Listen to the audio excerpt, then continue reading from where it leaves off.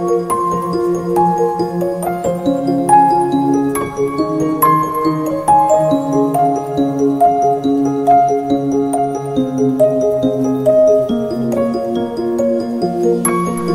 bulan sang Mayo, kinakabig nga bulan sang debosyon sa mahal nga Birhen Maria, ang pinakamatahom nga bulak sa bug-os nga mga kabulakan. Kita nga mga Pilipino, gintawag sa isa ka titulo bilang Pueblo Amante de Maria, pungsod nga nagahigugma sing labi sa mahal nga Iloy. Sa aton pagpadayon sang tradisyon kag debosyon sang Flores de Maria, ginadala naton ang aton tagsa-tagsa ka mga pagpangamuyo sa tiilan sang mahal nga Iloy. Bit-bit ang tagsa-tagsa ka mga kabulakan nga nagalarawan sa isa ka madalom nga debosyon nga indi matupungan sa ordinaryo nga pagpahangop sa nagligad na nga mga henerasyon. Gani kabataan man, pamatanon, hamtong kag tigulang, ululupod naton nga pagkaselebrahon ang debosyon sang tagsa-tagsa sa aton sa mahal nga Birhen Maria sa Flores de Maria. Sa ngalan sang Amay, kag sang Anak, kag sang Espiritu Santo. Amen. O Iloy sang Dios, Iloy sang himpit nga paghigugma, Iloy sang mapag-on nga pagtuo, kag Iloy sang santos nga paglao. Bisan makasasala kami nga dako, nagapangalaba kami sa imo, nga imo kami hatagan sing mga bugay nga amon kinahanglan sa paghiwat sing maayo sining imo nga Flores. Tinluan kag himpiton mo o Senyora ang amon kalag, agud tumanon namon sa gihapon ang mga nahanungod sa sining bulan nga ginahalad namon sa imo kabay pa.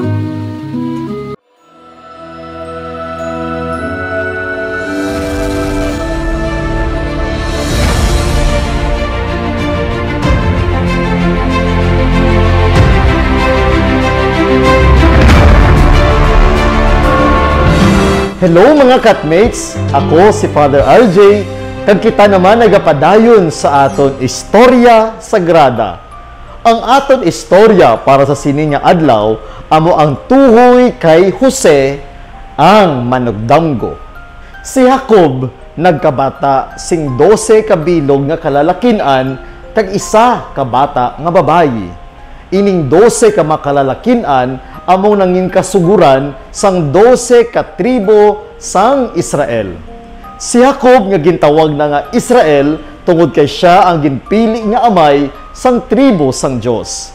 Ang isa sa mga anak ni Jacob amo si Jose. Si Jose gindala sa Ehipto sa mga Ismailinhon pagkatapos siya ginhulog sang iya mga kamagulangan sa isa ka mamalang nga bubon tungod sang kahisa. Gindala siya sa isa ka kapitan kung sa diin siya nangin iya sulugoon. Si Jose mabakod sing lawas kag maanyag kag gwapo. Sang wala magdugay ang asawa ni Potifar na luya gid kay Jose, kag ginhagad niya si Jose sa iya hulot. Apang si Jose nagpangiddi sa iya malaway nga plano. Gani tungod sini, gintago sang asawa ni Potifar ang iya bayo kag ginsugid nga ginsulod siya ni Jose sa iya kwarto. Nagsilabo sa kaakig ang agalon ni Jose sang pagkabati niya sa iya asawa nga nagasiling, "Amo ini ang ginhimo sang imo ulipon sa akon." Gani ginpadakop niya si Jose kag ginbutang sa bilangguan sa diin ang mga bilanggo sang hari ginabilanggo, kag didto siya nagdugay sa malawig nga mga tinuig. Apang ang Ginoo padayon nga nagaupod kay Jose kag nagmaluluyon sa iya, gani padayon gid nga nagabantay bisan ara siya sa bilangguan. Ginhimo niya si Jose nga manugdumala sang tanan nga ginahimo sa bilangguan. Ang kaupod ni Jose nga ara sa bilangguan nagkadanggo. Ang isa sini amo manugtagay sang bino sang hari kag ang iya pangulo nga manugluto sang tinapay nga parareho kag dululungan nga nagdamgo. Gana ginsaysay sang duwa ka binilanggo ang ila tagsa-tagsa ka mga damgo kag ini ginpahayag kag ginpasaysay ni Jose. Ang siling ni Jose sa manugtagay sa ilimnon, ikaw nga manugtagay sa ilimnon, papagwaon ka sa sining presuhan, kag magabalik ka sa imo obra. Apang ang panadero pagahukman kag pagapatyon. Gani ang tanan nga ginsiling ni Jose natuman. Sa makaligad pagid ang duha ka mga tuig. Ang hari may iya man damgo. Kag iya ginpamangkot ang tanan nga mga mangin-alamon sa kaharian kung sino ang makalubad kag makapahangop sa iya sang kahulugan sang iya damgo. Ang manugtagay sang bino gulpe nakadumdum kay Jose nga sa nakaupod niya sa bilangguan amo nagsaysay sang iya damgo kag nangin matinuuron. Siling ni Jose, siling sang manugtagay sang bino sa hari. May isa ako kaabyan nga kaupod sa bilangguan, isa ka Israelinhon. Iya nahibaluan ang kahulugan sang akon damgo, subong man ang akon kaupod nga panadero. Kag ang iya pagpahangop kag paglubad sa akon damgo, tanan nangin matinumanon. Pagkabati sini sang hari, iya ginpatawag si Jose gikan sa bilangguan kag sa gilayon ginpagwa. Ang hari nagsiling kay Jose, nagdamgo ako kag wala sing bisan sino nga makasaysay sang kahulugan sang akon damgo bisan pa ang pinakamangin-alamon sa sining kaharian. Si Jose nagsabat, hindi ako makasarang mahal nga hari kundi ang Diyos lamang among makahatag sang insakto nga nagakadapat nga panaysayon. Ginsaysay sang hari kay Jose ang iya damgo. Si Jose naglubad kag nagsiling sa hari, isa lang ang kahulugan sang imo duha ka damgo. Ang Diyos nagsugid sa imo sang iya pagahimuon. Ang 7 ka baka nga mga matambok kag ang 7 ka matinggas nga uhay nagakahulugan sang 7 ka tuig nga puno sang kabuganaan sa sining kaharian. Apang ang 7 naman ka baka nga mga maniwang kag ang 7 ka huyas nga tama man ka maniwang nagasaysay naman sang 7 ka tuig nga tagulutom sa sining kaharian. Magaabot ang 7 ka tuig sang tuman nga kabuganaan sa duta sang Ehipto. Apang pagkatapos sining 7 ka tuig nga kabuganaan, magakari ang 7 ka tuig nga tuman katagulutom nga bisan pa ang mga kasapatan kag mga katanuman tanan magakalamatay. Kag ang gutom magahalin sa duta. Ang tion sang kabuganaan malipatan sing bug-os kay tuman gid ang gutom nga magasunod. Tungod kay gid sulit ang imo damgo kag natabo ini sing kaduwa ka bes.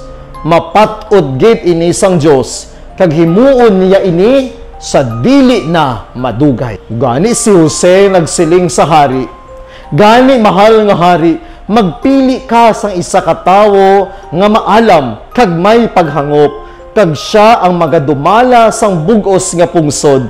Kinahanglan nga magpili ka man sa mga opisyales sa pagdumala sang bug-os nga duta sa sulod sang 7 ka tuig nga bugana, agud ngang tanan nga mga patubas matipon kag maamanan ang nagasilapit nga 7 ka tuig nga taggulutom.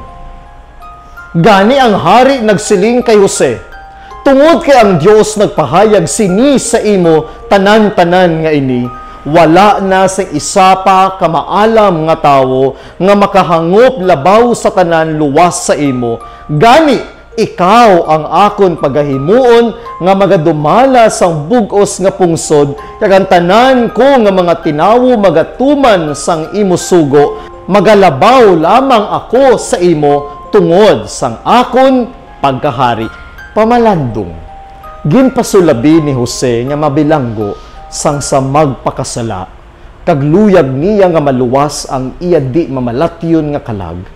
Naibaluan niya nga wala siya gintugas sang Dios sa sining kalibutan agud magtipon sang manggad kinaalam, dungog ukon magpatuyang sa makalibutanon nga kalipay, kundi agud sa pagtuman sang kabubuton kag kasuguan sang Dios. Gani ko madula mga utod ang imo kalag, madula mo man ang tanan. Ano balang makuha naton sang tawo kumaang ko niyang bugos nga kalibutan kag madula naman niyang iya kabuhi? Gani, magmainunungon kita katulad kay Jose. Ini ang aton istorya sa Istorya Sagrada sa sining adlaw. Si Jose ang manugdamgo.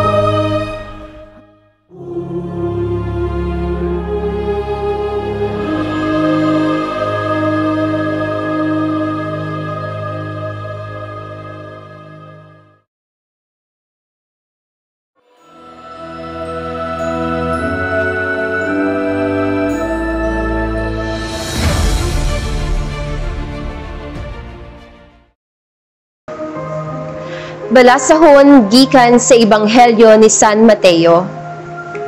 Amo ini ang pagkatao ni Hesukristo. Ang iya iloy nga si Maria, kalasalon na kay Jose. Apang sa wala pa sila makasal, nasapwan ni Maria nga nagabusong na siya sa gahom sa Espiritu Santo. Si Jose nga kalasalon sa iya, isa ka tawo nga nagahimo sing matarong. Pero hindi siya luyag nga mahuyan si Maria sa mga tao. Gani, ging pakamaayon niya ang pagbiya sa iya sa tago lang.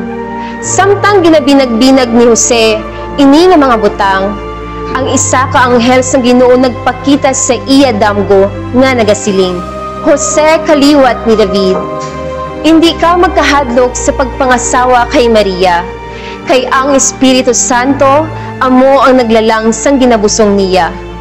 Magaanak siya sang lalaki, kag pagahingalanan mo siya nga Jesus. Kay magaluwas siya sang iya mga tao sa ila mga sala. Karon ini tanan nahanabo, agud mapamatud-an ang ginhambal sang Ginoo paagi sa mga propeta. Ang isa ka ulay magabusong kag magaanak sa isa ka bata nga lalaki. Kag pagatagon siya nga Emmanuel, kun sa yuron ang Dios kaupod naton. Gani sang pagmata ni Jose, gingtuman niya ang ginsiling sa anghel sang Ginoo, kag iya ginpangasawa si Maria. Pamalandong, Jose, kaliwat ni David, hindi ka magkahadlok sa pagpangasawa kay Maria, kaya ang Espiritu Santo amo ang naglalang sa ginabusong niya. Nagapamatuod ini nga si Maria amo dalaga kag ulay naging tagna ni Isaías nga propeta. Si Jesus ging anak ni Birhen Maria paagi sa paglalang sa Espiritu Santo. Ging tuuhan ini ni Jose kag ging tuman ang siling sa anghel. Ging pakasal niya si Maria. Paagi sini natuman ang plano sang Dios para sa aton kaluwasan.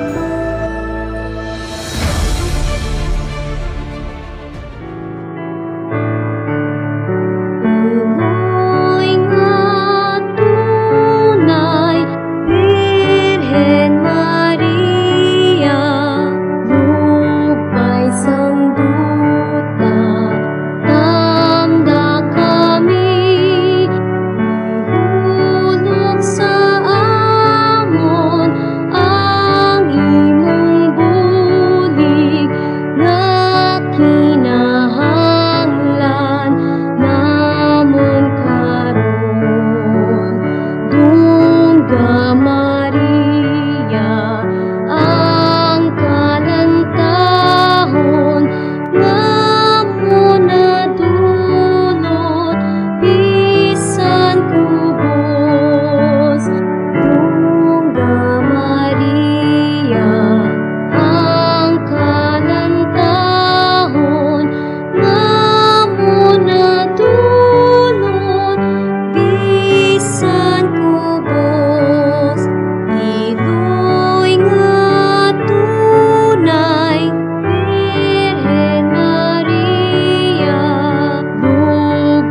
sang duta, tanda kami ihulog sa amon ang imong bulig na kinahanglan namon karon. Bungga Maria, ang kalantahon namon nadulot bisan kubos.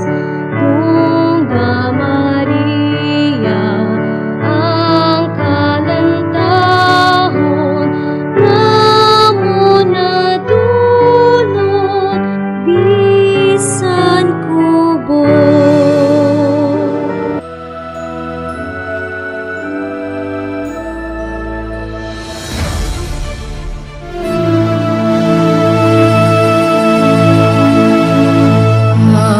Diyos iloy nga tunay, kabubuasong putli, kami ang mapahuli, padulong sa balay. Kami tanan gatangis, kaysa imo magabulag.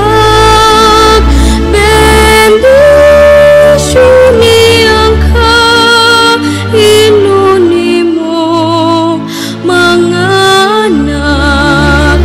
Bendisyon niyang kainunin mo, mga anak.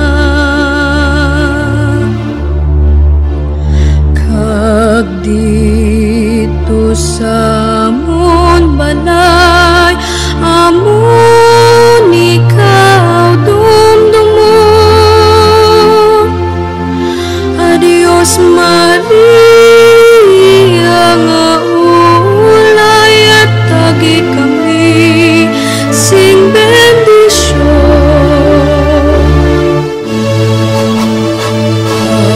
Diyos iloy nga tunay, kabubuasong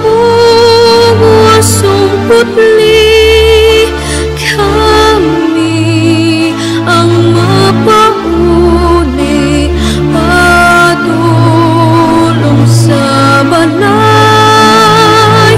Kami tanan gatangis, kaysa imo magabulag. Bendisyon niyang kainunin mo, mga anak. Bendisyon niyang kainunin mo, mga anak.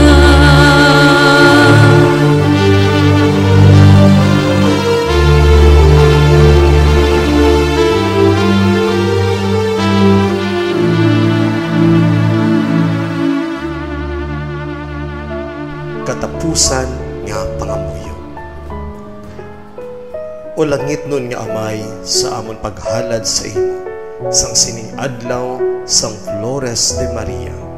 Itugot nga amon man mailog ang mga panimuot sang mahal nga iloy sang Dios. Itugot man nga sa amon tagsa-tagsa kapag pangginawi kag pamatasan, kami man mangin matahom nga mga bulak para sa iban nga katawan. Ginapangayo namon dinhi sa imo, pagi kay Kristo nga amon Ginoo. Amen. Sa ngalan sang Amay, kag sang Anak, kag sang Espiritu Santo. Amen.